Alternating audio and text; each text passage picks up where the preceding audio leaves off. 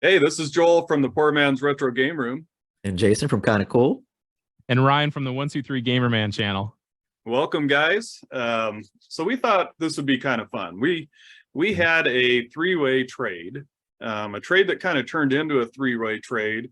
And so things that I had, they went to, some of that went to Jason, some of it went to Ryan. Some of the stuff that Ryan sent me went to Jason as well. So, and it was really kind of a unique type of thing. I had kind of had a find that I found in my basement. I made it public in our trade group, and Ryan just said one little thing. Are you keeping that? Are you holding on to that? I snatched it up. I had to have it. Had to have it.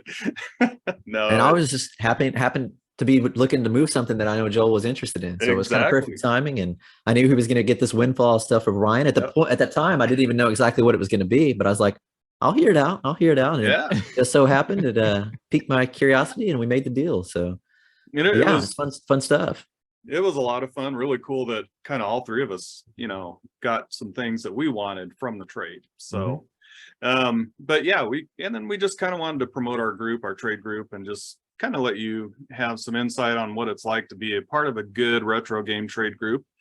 And I don't know, you guys want to kind of start on that, maybe give some benefits? I think that when we all brought up the idea of having this video, it wasn't so much going to be a celebration of this particular one trade, but rather a celebration of being in a group like we all are in, right? We're in the Retro Collective Trade Group, and it's just been such a fun experience. And when I first got into this hobby, it was about 7 years ago. So I didn't have anybody really locally that I could, trade with and really discuss, but I knew that there was an online community out there via YouTube and such that I could get in there and meet people. But I had no idea that just dropping a couple comments in a few people's channels would lead to us being in this group that we're in right now where we can trade, sell. I mean, the generosity, people give stuff away. I mean, it just continues to blow my mind. So, this one trade, it's a special trade. It's a big trade, but we're really here to just talk about just the benefits in general of being in something like this. And Ryan, do you agree? I do agree. It does beg the question, what are the necessary elements that you need to have a trade group that works out in this way, where everybody kind of trusts each other, and especially with the trade that we have going on, where people are comfortable, trading something to somebody else who's then going to pass it on to somebody else. Like, what type of mentality do you think people need to approach the group with in order for something like that to happen? Yeah, absolutely. Well, and I think that we have to be giving, of course, and we also have to be kind of the same mindset when it comes to collecting retro games. And one of the cool things is, to me, it's cool if I trade something to Jason and, maybe there's 2 or 3 items and he has one item that somebody else wanted. He just turns around and trades it right to them. That's awesome, man. I mean, that's cool.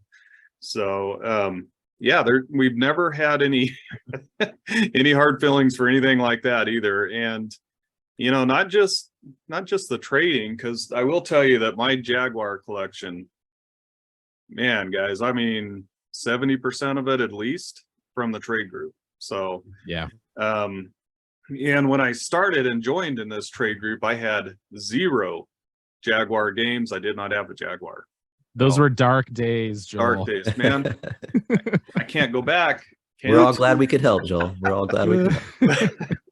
But we've also really formed some good bonds, good friendships, and it's just been a lot more fun. Of course, that stuff's a little more valuable than video games. So yeah, that's my 2 cents on it. I agree with you, Joel. And I would say probably one of the key benefits that we had was, and Ryan actually helped us set up our Discord channel for our particular trade group. And really what we could do that way is really get to know these people. We've got opportunities to not just talk about gaming interests, but other interests as well. We have a, kind of a general type discussion that goes on movies, food, and you really kind of get to know these people and understand what makes them tick and gives you some insight as to what they might appreciate from a trade standpoint, but also helps gain trust amongst the community, right? And I think trust is obviously key. Some of these deals that we've done are some high-end deals. I know that Ryan and I in particular have done some pretty high-end deals, high dollar value trades, and you don't want to add in an additional wrinkle of the stress of, am I even going to get what I thought I was going to get in trade in return? We don't have that.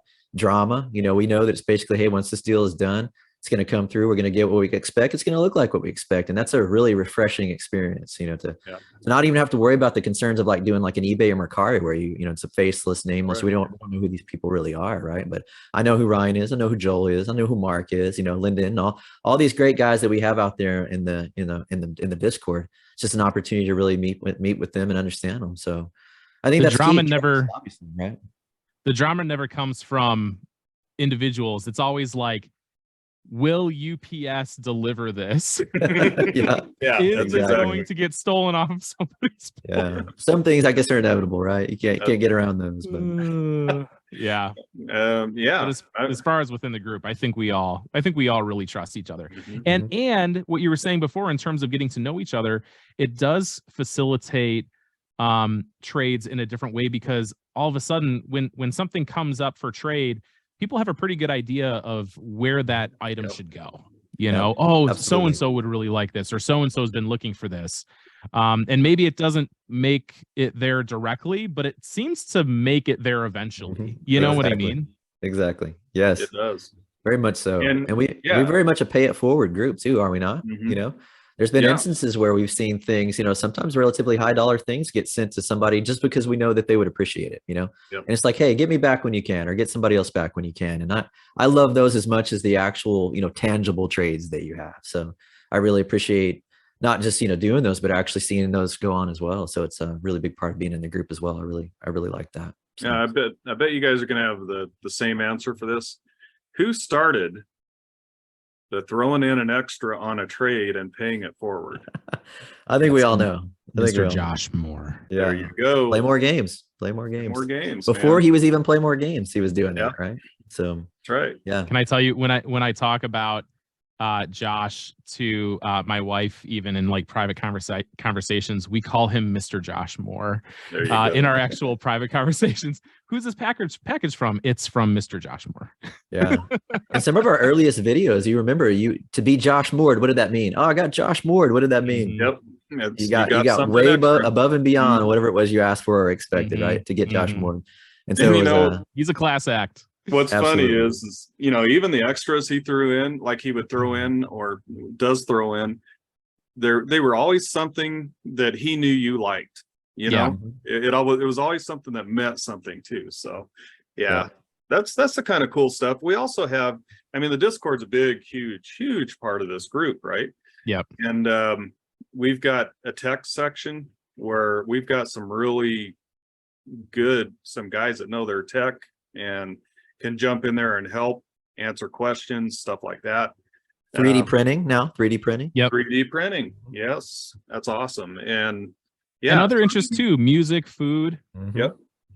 Yeah. I mean, and I think that just kind of brings the group together. We kind of get to know each other a little bit more. And I've been very thrilled because I think it's kind of hard to be in a retro gaming group or any type of a video gaming group and not deal with drama. And we have had none, you know, very little to none of that happen. So that's cool too. But we always kind of got to know people before we would, you know, invite them into the group, and we always ask what the other group members think first, you know, and get a consensus.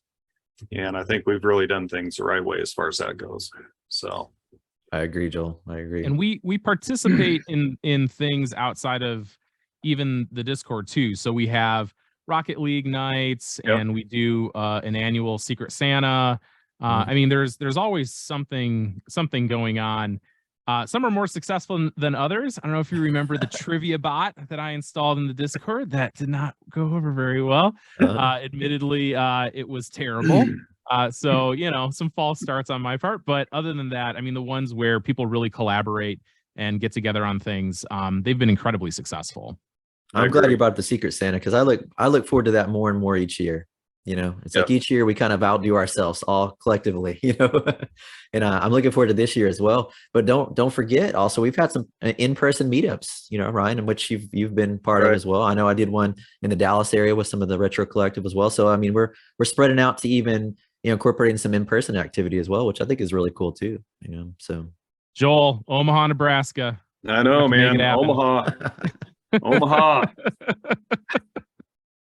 I'm still going to toss out Vegas, man. We got to be able to find something going on in Vegas, right? Oh, You would Got to be think. something retro minded going on up there. I mean, Yeah. seriously, you would think that there would be something there. That's Oh, yeah. crazy, you know? And for everybody watching here, in case you don't understand, the inside joke, or even not even a joke, the hope is that at some point we get the entire community, the retro collective community, together in one place to celebrate at some sort of, I don't know, retro gaming festival, you know, and just kind of make a whole day of it and do something, you know, Meet new. everybody in person, and yeah. Yeah, that's the hope. We're not giving up on that dream. It's going to happen. It's going to happen. One day in 123 Gamer Man's basement. We're all gonna be there. I'm gonna need a bigger basement. Yeah. Got to start somewhere. We got to start somewhere. Do you have a barn that we could put some other people into? Ah, sure. All Yeah. right, there you go. See? So if we were to say to somebody who's looking to start an online community of their own, what do you think are some of the necessary ingredients in order to have success, especially in those early days where you know, it's not a well-oiled machine, you're kind of starting from scratch? Yeah, and I think that, well, Mark has done an incredible job. He Dad Racer. We'll put a link to his channel in the description of all of our videos, but he's done an excellent job. He's kind of the leader, and he put out just a really good email that anybody gets invited reads that email, and we've got some rules and, you know, compliance type of things, just things that we don't do.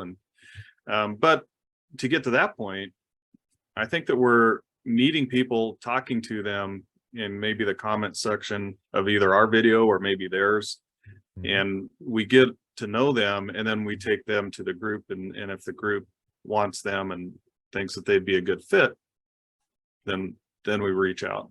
But and the other thing is, don't grow too fast. It's not let's get big in a hurry. No, take your time.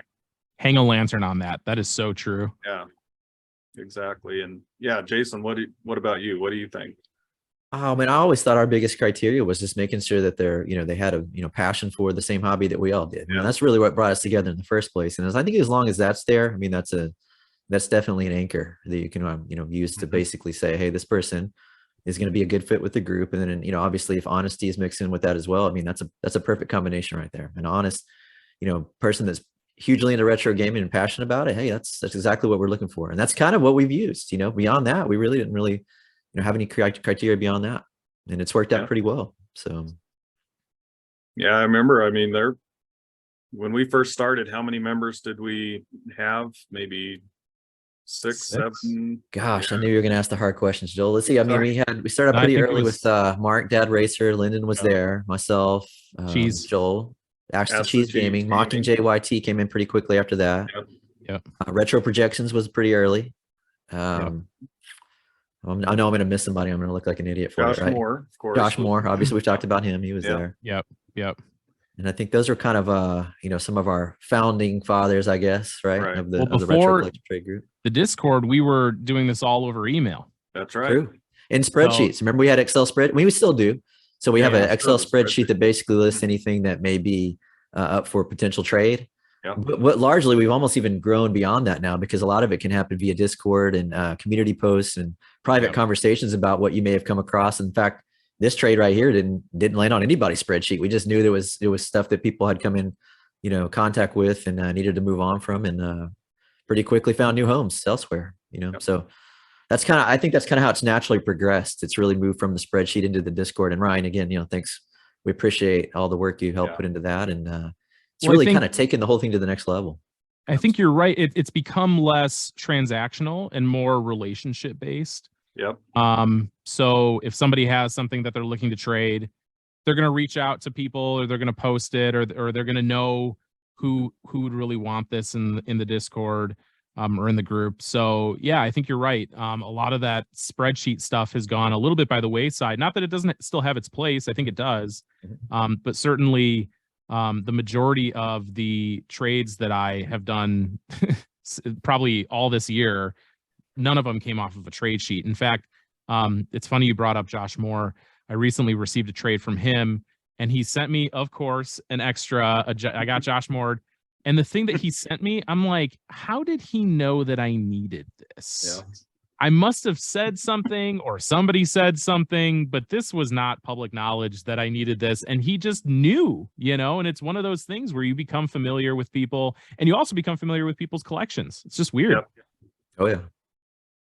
Yeah, I Yeah, mean, it's- at this point, if I'm out at a garage sale and I see something, I know, hey, Ryan would like this, or I need to check this with him, see if he's got this already, or, we know kind of what people are looking for. So I think the spreadsheet is a good thing to have if starting out. For So new I think folks. that's a good, Yep. yeah. Yep.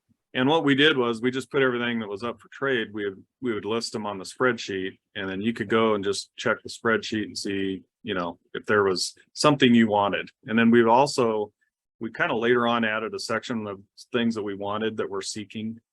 But the Discord is kind of, it takes care of that at this point. Yeah, it started relatively low tier, like just extras, things you didn't have any concerns about getting rid of. And it's kind of worked its way up now to where a lot of the deals we make are not necessarily extras anymore. They're basically trying to get something out of my collection that may be relatively high end, but also something I know that you may appreciate more than me. And then same thing that you're doing, when we do that. So really, really cool, awesome kind of trading, best practices, I guess you could call it, right? So it's a good term. Yeah. Ultimately, we talk about trades a lot because that's the thing that's the most public. We could get rid of trading tomorrow, and I don't think it would change much of anything about the Discord group. And I think that switch is important at some point for a gaming community. That being around people who are interested in the things that you're interested in, enjoy talking about them, and you get a lot of joy interacting with people about those things becomes more important than these physical items. That's the real hidden gem. Yeah, these are our friends. These are our friends here now, and that's how I look at it. So yeah, you're right. And there's been long stretches that I haven't made any trades, but just being part of that community is the cool part. So yeah, totally. Yeah, definitely. It's really taken the hobby experience to the next level for me to be part of this group. So I'm very thankful, but I'm glad we had an opportunity here to share that here in this particular video. So good idea, Joel. Good idea. Well, thank you. Yeah, thanks. I'm glad you guys agreed to be a part of this. I think it's going to be fun. Yeah. So don't forget, if you want to see what I sent, kind of cool. He's gonna have this same front part of the video. All three of us are, but then we're gonna each show you what we got out of the trade. So you'll want to go to Kind of Cool YouTube channel. We'll have pop-ups, and we're gonna have links to each other's channels in the description as well. And if you want to see what I sent Ryan, go to his channel, check it out. And if you're coming from Ryan or Kind of Cool's channel over here, feel free to skip right ahead. We're going to try to put, a timestamp in our description. Maybe we'll put it up on the video here to where, you can just go right to that and see what, our pickup videos. So sounds fun, Joel. I can't wait. Yeah, me either, man. Thanks for putting this together. Well, thank you guys for agreeing to be a part of it. I think this is kind of a first. So it's kind of a pick your adventure. Yeah.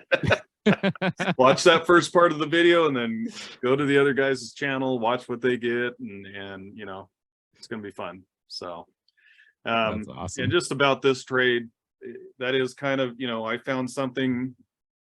I knew that Ryan showed a little interest in it. I hadn't even used this for 20 years. And so I knew it'd have a good home. And that's just the kind of the thing that started to kick it off. And then I hear from Jason, he's like, hey, I've got this thing. I'm kind of trying to move it, and I know you're interested in it. So what ended up happening is some of the things I got from Ryan went to Kind of Cool, and he sent me the thing that I was interested in. So you gotta click through to see, though, right? You gotta click through. That's right. Gotta click through, man. So I think that's it. Did you guys have anything else to add to this part of the video before we get started on our? Just a big thanks go out to everybody in the Retro Collective, man. It's been a fun time, and I'm looking forward to more future times with them as well. Yes. So thanks for putting this video together. And yeah, the Retro Collective is what our group's name is. So yeah, thank you. How many members do we have now, Joel? I was wondering, isn't it? It's over 30, right? Yeah. Where's Mark when you need him? Yeah, I know he would have this number. Exactly. he'd have it. He would. But I mean, yeah, that it's grown that fast, and Yep. the the diversity of the collections that the people that are in our group is amazing. I mean, it really is. So it's been a lot of fun. So People from all over the country too. that's true. I forgot that Mhm. we are international. We've actually got worldwide, but Yep. it's not as Yep. easy to pull off trades with those guys. But they're in Yeah. there. You know. UK and Australia. Mhm. Yep. Mhm. And a lot of fun to have in the Discord chat, man. We have a lot of fun with those Yeah, guys. for sure. Yeah, it's been a blast, man. We've met people we would never have been able to meet, you know, outside of YouTube, and so it's been cool. All right, well, I think that's it. Stick with us to see what our pickups are and what we got from this trade, and I think that's it. So hang in there. Hey, thanks for sticking around. So we're gonna get right into the things that I got from Ryan on this three-way trade, and this is one of them. This is a PS1 light gun. So I didn't have any games really to play with this PS1 light gun, so I traded for Lethal Enforcers 1 and 2 on the PS1. Now this thing works really great with this light gun. I've used it on my big CRT back there, and I had a lot of fun with it. Really cool. Man, the PS1's light gun games so far, this first one that I've played, excellent. And I think that, I've read some really good reviews on PS1 light gun games, so I'm going to get a few more of them and try them out with this gun. But so far, so good, man. A lot of fun. And has met my expectations, for sure. Then the last PS1 game I got from him is Darkstone. Now this isn't an expensive game. I think it runs around $10. But man, it's a good game. It's a Diablo clone type of game. If you play with the PS1 analog sticks, the newer, the later version, it works really well with this game. You can zoom in and out. I wasn't able to find that function on just a straight PS1 controller, but when I switched over to an analog controller, it worked great. I did have this back in the day and played it a lot, and just had a lot of fun, a lot of good memories of it, so I kind of wanted to recollect it, put it back in my collection, and believe it or not, it's a pretty common game. I haven't been able to find it around here, so I took the opportunity. He had an extra one, and I got it. Alright, so the next game that I got from Ryan is an NES game, Vice Project Doom. Now he gave me a great deal on this particular cart, and you can tell why. It's got some marker on it. I really don't, that doesn't bother me that much. I just want the game to work and to play, and I have played this game for the first time after getting it from Ryan, and man, I loved it. There's about 4 different types of gameplay style in that one cartridge. In one game they combined it, and they did it very, very well. This is an excellent game, man. If you get a chance to play Vice Project Doom, I recommend it. A lot of fun. Alright, I'm going to save kind of the big ticket item till later. He also threw in, Ryan did, an extra. This is quite the extra to me. Diablo 2, but it's the big box. It's not the smaller box version. I have the smaller box version. So he threw this one in, and check that out. I mean, awesome. The smaller box is an exact clone of this box, but it's smaller. And it sold at a later time, I believe, but this is awesome, man. The big box version of Diablo 2 has an extra. Then we got one other controller, and this is a Motion Plus controller for the Wii. Didn't have one, kind of needed one, so he had that in his trade pile, and I said, yeah, throw that one in, man. Throw that one in. And then the one of the things that I really wanted from him was Supercross 3D for the Atari Jaguar. Now I know this is a bad game, I understand that. But I collect for the Atari Jaguar, and it is one of the systems that I will collect games that are bad.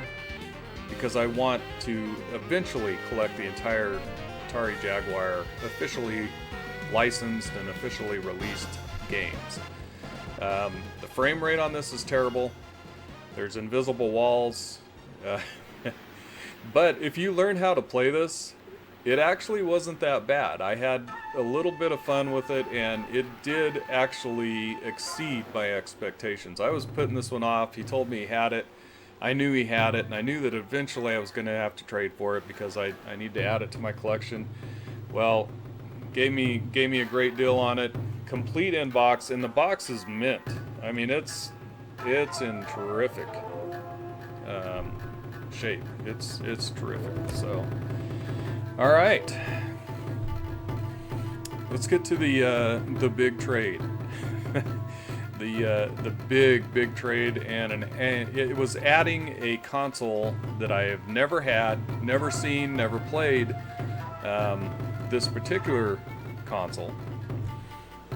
So we're gonna unbox that real quick, and I'm just gonna show you what it is. It won't take long, and man, I'm excited about it. So let's get right to the unboxing of the item, the big ticket item, from Jason over at the Kinda Cool YouTube channel.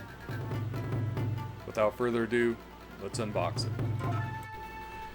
All right, so the big ticket item I got from Jason over at the Kinda Cool YouTube channel is, as I speed this up just a tad. Man, it was hard getting this box to sit and where everything was going to be safe and still be able to capture this. You might know what it is just by looking at the bottom of this box. Yes, it is a Neo Geo CD console, an official Neo Geo console. This came out after the AES. It came out as a cheaper alternative, and here it is. Man, that box is just in incredible condition, and the console itself is in almost a minty condition. I mean, there's not a scratch or a blemish on the thing. And I am going to do an unboxing of the Neo Geo CD, where I'm just going to unbox it. This thing is complete. It's got the paperwork and everything, styrofoam. And so that'll be fun. Look for that to come later on the channel, where I unbox this and just show you what the console looks like. But thank you so much, Jason. I am so pumped about this. This is so awesome.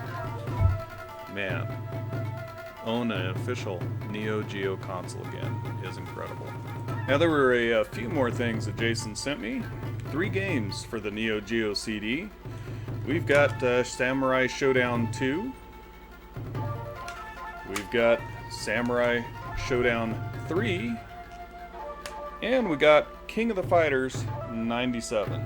So 3 quality fighting games on the Neo Geo CD console. Samurai Showdown 2, when I had my AES, I had that game. It's one of the more affordable games on the AES. But man, it's a great game, and it was one of my favorite fighting games that I had. So really cool to recollect that and be able to play it on the Neo Geo CD. So thank you again, Jason. Hey, thanks for sticking around to the end of this video. I still have a few things to show you real quick. I did pick up Baseball Stars 2 for the Neo Geo CD.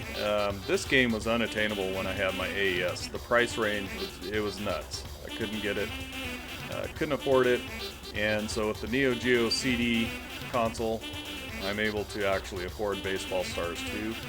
Very, very cool. And then I also got, of course, the Neo Geo CD controller. This is what came with the Neo Geo CD back in the day. And it's got a clicky stick as well.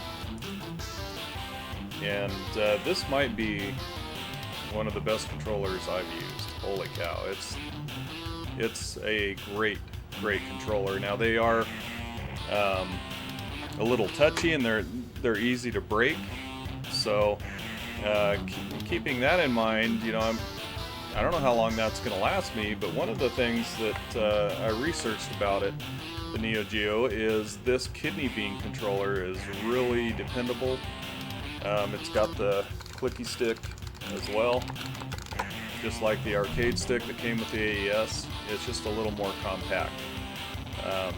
Man, this is awesome. I love this thing.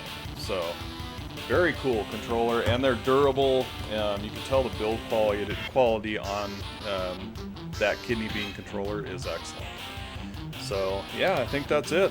I think that's that's all of it. So, you know, make sure that you jump over and check out 123 Gamer Man's video and see what I sent him, and then check out Jason's channel over the Kinda Cool YouTube channel and see what I sent him. And this was just a lot of fun for us. Thank you so much for watching the video. I hope you have a great rest of your day.